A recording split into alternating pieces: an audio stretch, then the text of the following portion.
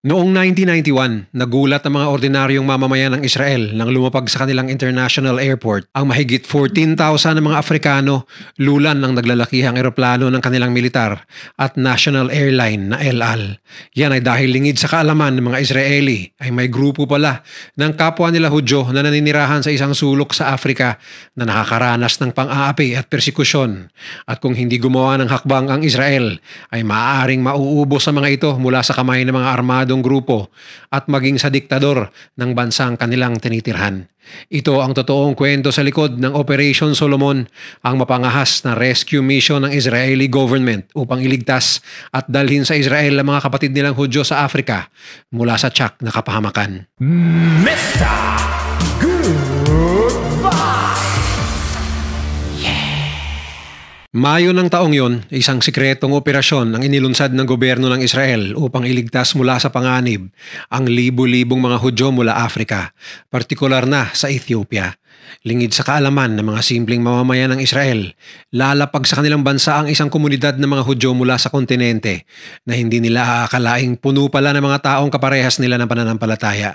At ang lugar na ito ay tinawag na Beta Israel. Ngunit bago ito mangyayari, atin munang balikan ang kasaysayan kung bakit mayroong mga Hudyo sa kabilang dako ng mundo, sa bansa ng Ethiopia na mahigit 4,000 kilometro ang layo mula sa Israel. Isa sa mga tsorya ukol dito ay base sa mga nakasulat sa Biblia at sa iba't ibang ebidensyang nakalap ng mga historiador. Humigit kumulang 3,000 taon na ang nakakaraan ng lakbayin ng Reyna ng Sheba o kilala rin sa tawag na Makeda, ang malawak na disyerto mula sa Ethiopia patungong Jerusalem upang bisitahin si King Solomon. Dala-dala ang kanyang magagarang regalo.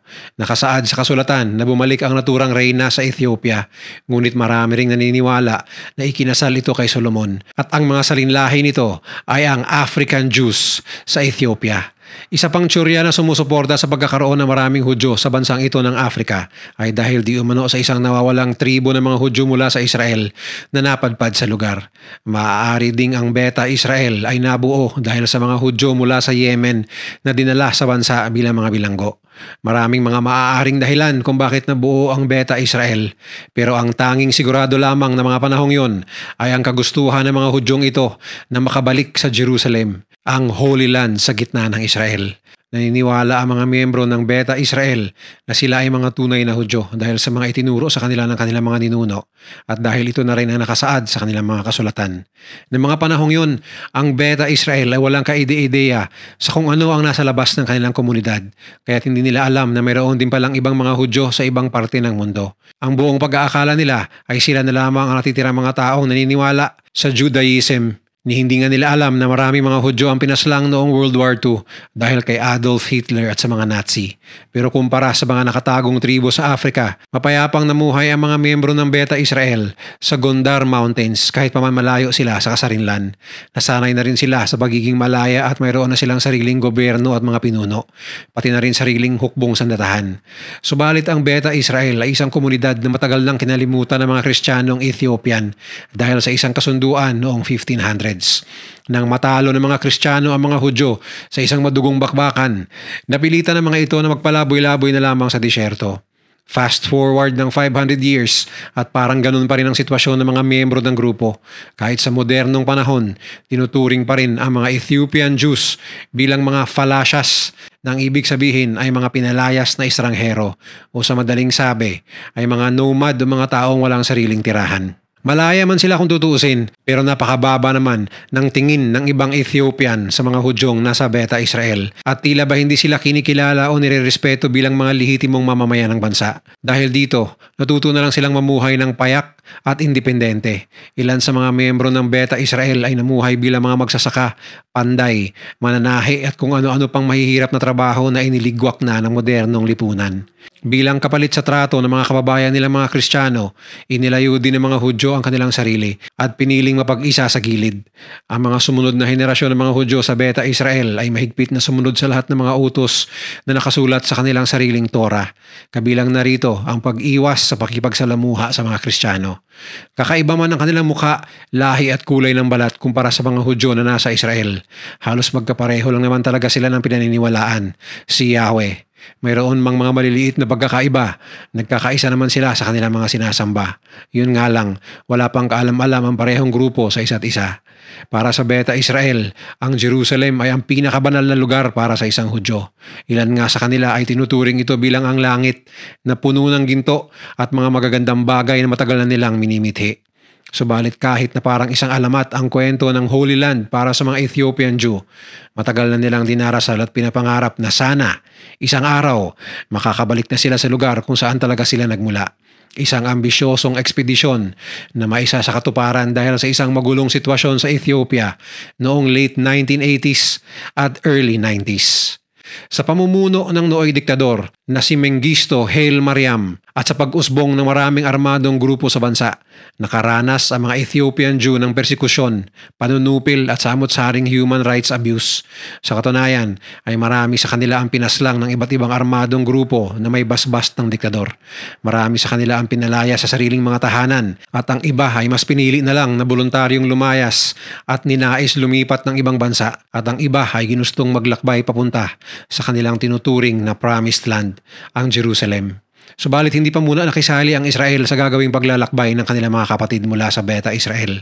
Ilan sa mga ito ay naglakad ng milya-milya sa disyerto at mababatong bundok ng Sudan upang makarating lang sa Jerusalem. Siyempre, dadaan sila dito sa illegal na pamamaraan, ngunit matindi talaga ang kanilang pagpupursige na makarating sa Jerusalem. Sa loob ng halos isang buwan, walang tigil na naglakbay ang ibang mga lumikas na Hudyo sa mga napakadelikadong teritoryo ng Sudan.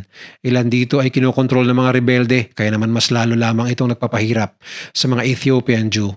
Hindi lang mga terorista ang makakalaban ng mga Hudyo sa kanilang landas dahil andyan pa ang malupit na disyerto, mainit na panahon at ang kakulangan ng tubig at pagkain. Hindi alintana ng mga Ethiopian Jew kung gaano sila magdudusa para lamang makarating sa Promised Land. Ayon sa itinalang report noon, sa unang 7,000 Hudyo na lumikas sa Ethiopia, 2,500 dito ang nasawi dahil sa napakahirap na paglalakbay. Isipin nyo na lang ang napakainit na biyahe at walang dalang pagkain o tubig, dahilan upang marami sa kanila ang namamatay sa kalagitnaan ng ekspedisyon. Maraming pamilya rin ang nagkawatak-watak dahil dito. Sa paglipas ng mga taon, patuloy ang pagdagsa ng mga Hudyo mula sa Beta Israel patungo sa Sudan hanggang sa lumubo na rin ang bilang ng mga Hudyo na nasa loob ng bansang yon. Tagumpay man ang ibang Hudyo na makarating sa mga syudad ng Sudan, ilang taon naman silang nananatili roon bago makarating sa Jerusalem sapagkat wala silang kahit na anong paraan para legal na makapunta ng Israel. Taong 1984 pa nang maglungsad ang gobyerno ng Israel ng isang sikretong emergency airlift upang i-rescue ang mga Ethiopian Jew na nasa Sudan, ang Operation Moses. Sa loob ng 2 buwan, 30 beses na lihim na nagpabalik-balik ang mga eroplano ng Israel upang kunin ang mga Ethiopian Jew na nagtatago sa bansa. Subalit mabilis din itong naunsyame matapos mapag-alaman ng gobyerno ng Sudan ang tunay na ginagawa ng Israel.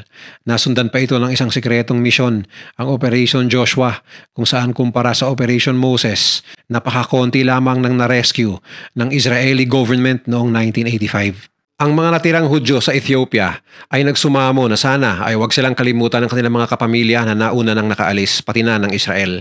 Alam ng Israeli government ang nagbabadyang digmaan sa bansa dahil sa napakagulong politika nito at kung hindi sila kikilos ay nanganganib na malalagas ang kanilang mga kapatid sa pananampalataya ng mga Afrikano. Kaya agad ikinasa ang mas malaki at mapangahas na rescue operation. Sa biglang pag-ihip ng hangin noong November 15, 1989, napagdesisyonan ng diktador ng Ethiopia na si Mengistu Haile Mariam ang muling pagbuhay sa diplomatikong relasyon nito sa Israel. Nakita ito ng Israel na isang malaking oportunidad at dali-daling nagtayo ng kanilang sariling embassy sa Kapitolyo ng Ethiopia, ang Addis Ababa. Sa puntong ito, lahat ng mga Hudyo mula sa iba't ibang panig ng mundo ay nagkaisa upang maituloy na ang tuluyang paglipat ng mga Ethiopian Jew papunta sa Holy Land. Sa lalo pang pagbuti ng relasyon ni Mengistu sa Israel at ang paglagay ng Israeli embassy ay hudyat sa pagpayag ng naturang presidente na makaalis sa mga Hudyo mula sa kanyang bansa patungo sa pinapangarap nilang Jerusalem. Para sa karamihan, ito na ang pinakahihintay nilang sagot na matagal na nilang mga pinapangarap. Ang naging kapalit ng pagpayag noon ni President Mengistu di umano ay ang pasikretong pagbigay ng Israel ng karagdagang suporta para sa kanilang militar upang mas lalong lumakas ang kanilang puwersa laban sa patuloy na paghihimagsik ng mga rebelde sa bansa. Taliwas man ito sa naipabalita noon na hindi pumayag ang Israel sa pagsusuplay ng mga armas para kay Mengistu at sa komunista niyang gobyerno.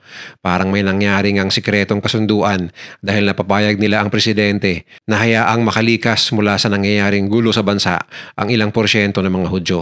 Yun nga lang ay kakaunting mga Hudyo lamang ang binigyan niya ng permit upang umalis. At sa dami ng mga naiwan pang Ethiopian Jews, tila ba kakailanganin pa nila ng mahabang panahon.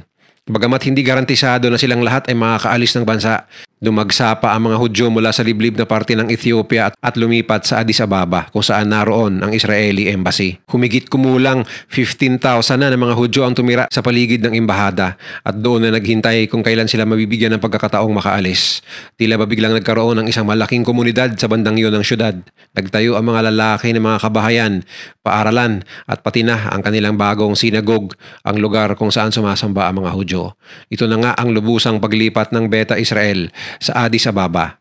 Subalit malapit nang maubusan ng oras ang mga Ethiopian Jew, patuloy ang paglaganap ng mga rebelde sa Ethiopia at matapos ang ilang taong civil war, hindi na napigilan ng gobyerno ang pag-usbong ng napakalaking rebelyon na magpapabagsak sa kanila. At noon ngang 1991, nangyari na ang ikinababahala ng lahat. Ang mga koalisyon ng mga rebelding nagbabanta na sisira ng gobyerno ay papalapit na sa Addis Ababa.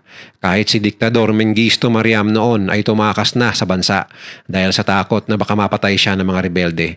Sa kanyang pag-alis noong May 20, 1991, pati ang paglisa ng ibang mga diplomatikong opisyal ng bansa at ang pag-atras ng hukbong sanatahan ng Ethiopia na iwan ng mga Hudyo na walang kaalam-alam sa kung ano ang susunod na gagawin.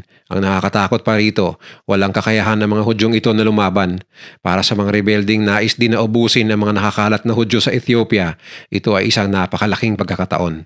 Ngunit ang mga takot at pag-iwan ng Hudyo sa bansa ay wala pang magagawa kundi ang magdasal na sana ay maisalba sila ng Diyos mula sa napakalagim na sitwasyon. Ngunit ang panalangin ito ay tila ba sasagutin ni Yahweh. Alam ng Israel ang kaguluhang nangyayari sa Ethiopia at hindi sila tumigil sa paghahanap ng paraan kung paano nila marirescue ang mga natitirang Hudyo doon.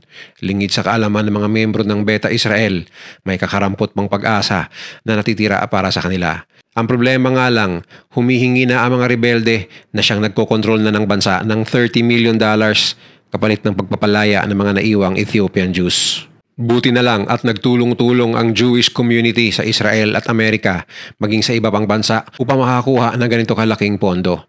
At nang makumpleto na nila ang hinihinging ransom ng Ethiopian rebel groups, hindi na nagkaksaya ng oras ang Israel para sa kanilang susunod na hakbang. Dahil dito, nagkasundo ang mga opisyal ng Israeli Defense Forces sa utos ng nooy Israeli Prime Minister na si Yitzhak Shamir para ilungsad ang isang lihim na emergency operation para mailigtas ang mga Hudyo sa Ethiopia, ang codename Operation Solomon.